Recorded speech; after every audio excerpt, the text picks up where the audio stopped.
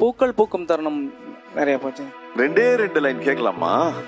வார்த்தை தேவையில்லை வாழும் காலம் வரை பாவை பார்வை மொழி பேசுமே. நேற்று தேவையில்லை நாளை தேவையில்லை இன்று இந்த நொடி போதுமே.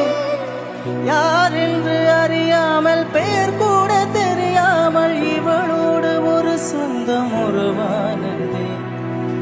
யார் என்று கேட்காமல் தடுத்தாலும் நிற்காமல் இவன் போகும் வழி எங்கும் மனம் போகுதே.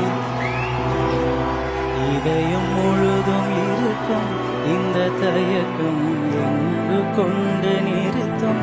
இதையறிய எங்கு கிடைக்கும் விளக்கம் அது கிடைத்தால் சொல்ல